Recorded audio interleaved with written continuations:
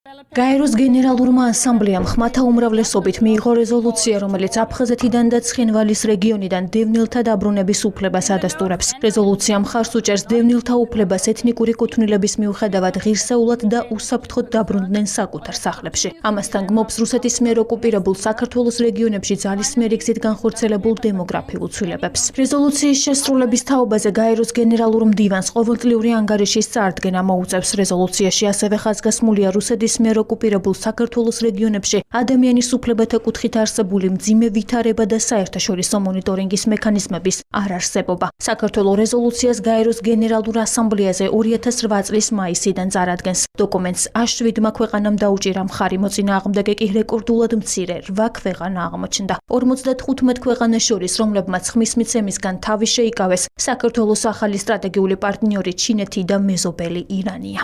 ის რომ ჩვენი პოზიცია ეფუძნება ძალიან თანმიმდევრულად საერთაშორისო სამართლის პრინციპებს და ნორმებს, ეს სრულიად გასაგებია ყველასთვის, მაგრამ ეს იმას არ ნიშნავს, რომ ჩვენ აქტიურად არ უნდა განვახორციელოთ ამ პოზიციის პედალირება ნებისმიერ ფორმატში. თავარი ამოცანა ახლა არის, რომ შევამციროთ ეგრეთ წოდებული ნეიტრალური ქვეყნების რიცხვი და ამათ ხარჯზე გავზარდოთ შემდგომ წლებში მხარდაჭერა ამგვარი რეზოლუციების, რომელიც აუცილებლად ყოველ წელს უნდა იყოს გატანილი კენჭისყრაზე გაეროს გენერალურ ასამბლეას. ქართული ოცნების მხრიდან კი კვლავ დასავლეთის კრიტიკა ისმის. ხელისუფლების წარმომადგენლების განცხადებით გაეროში მიღებული გადაწყვეტილება ნიშნავს, რომ საქართველოს ტერიტორიული მთლიანობის საკითხი საერთაშორისო სარბიელზე მაღალ დონეზეა აყვანილი. თუმცა მმართველი გუნდის ლიდერების მოსაზრებით, საერთაშორისო წესრიგის მიმართ გაეროს დამოკიდებულება საქართველოს იმედებთან თანხმედრაში მაინც არ არის. მნიშვნელოვანი ასევე თავშეკავებულთა რაოდენობის სტაბილურად დატოვება. და იმ მსხვილო არ შეიცვალოს უარყოფითისკენ. თავისთავად ეს აჩვენებს კიდევ ერთხელ, რომ საერთაშორისო სამართლებრივი ნორმები მნიშვნელოვანი არის ერთის მხრივ, თუმცა მეორე მხრივ სამწუხაროდ ის იმედები, რაც საერთაშორისო სამართლის მიმართ, წესებზე დაფუძნებული საერთაშორისო წესრიგის მიმართ ქართველებს ყოველთვის ჰქონდა, დღესდღეობით დარტყმის ქვეშ არის. ვინაიდან ხედავთ, რომ სამწუხაროდ გაერო ვერ ასრულებს იმ როლს, რომელიც უნდა შეასრულოს საერთაშორისო წესების უზრუნველსაყოფად, კონფლიქტების გადასაწყვეტად. მუდმივად უნდა შევახსენოთ მსოფლიოს და ვთხოვოთ მხარდაჭერა, რათა არასდროს დაივიწყოს, რომ 20% ჩვენი ტერიტორიისა არის ოკუპირებული და იქიდან ხალხი ძალაუფლებრივი გზით არიან გამოდევნილი, რომელსაც არ აქვს საშუალება საკუთარ სახლებში დაბრუნდნენ.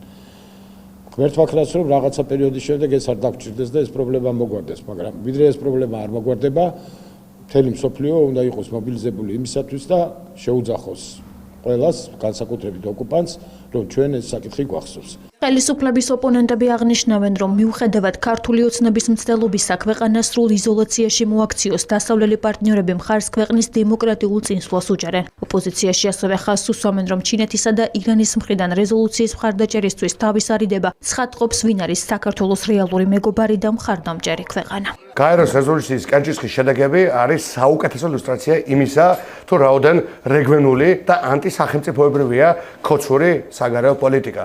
ჩვენ ხედავთ, რომ ევროპასთან და ამერიკასთან ამ რეჟიმმა გაანადგურა ურთიერთობები, მაგრამ ხედავთ იმასაც, რომ საპირწონედ ვისაც მეგობრებად და პარტნიორებად გვთავაზობს, ეს რეჟიმი არც ერთი მათგანი არ უჭერს მხარს ამავე რეჟიმის პოზიციებს და არც ერთი მათგანი არ არის განწყობილი დადებითად საქართველოსადმი. მიუხედავად ქართული ოცნების რეჟიმის მცდელობებისა, რომ სრულ იზოლაციაში მოახდინოს ქვეყანა და ყოველდღიური სიძულვილის ენის გამოყენება, რასაც ვისმენთ ჩვენი პარტნიორების მიმართ, ჩვენი პარტნიორები აგრძელებენ საქართველოს და ქართული ხალხის მხარდაჭერას და ჩვენი მხრივ ვაკეთებთ ყველაფერს იმისთვის, რომ მაქსიმალურად ყოველდღიურ დღის წესრიგში იყოს ეროვნული სუვერენიტეტის საკითხები და ამიტომაც დავაინიციირეთ მათ შორის რეზოლუცია საქართველოს პარლამენტში ცხინვალის ანექსიური პროცესების მიმართ.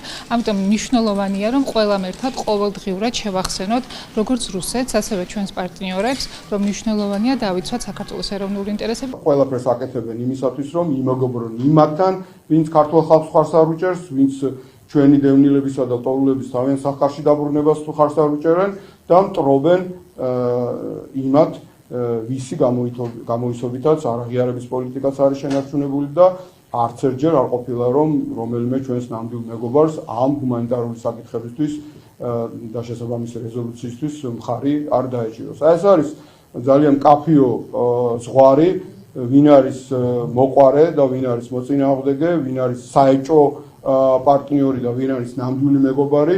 ქართველი ხალხი სულელი არ არის, ყველაფერს კარგად ვხედავთ და ქართული საზოგადოების აბსოლუტურმა უმრავლესობამ იცის ვინ არის საქართველოს ნამდვილი მეგობრები და ვისთან მეგობრობას ძალით ცდილობს ეს მოღალატეთა და კრიმინალთა რუსული ბანდა. საქართველოსა და მსოფლიოს კიდევ 68 ქვეყნის მიერ ინიცირებული რეზოლუცია ოკუპირებული აფხაზეთიდან და ცხინვალის რეგიონიდან იძულებით გადაადგილებულ პირთა და ლტოლვილთა სტატუსის შესახებ 4 ივნის ნიუ-იორკში გაეროს გენერალური ასამბლეის მე-80 სესიაზე მიიღეს.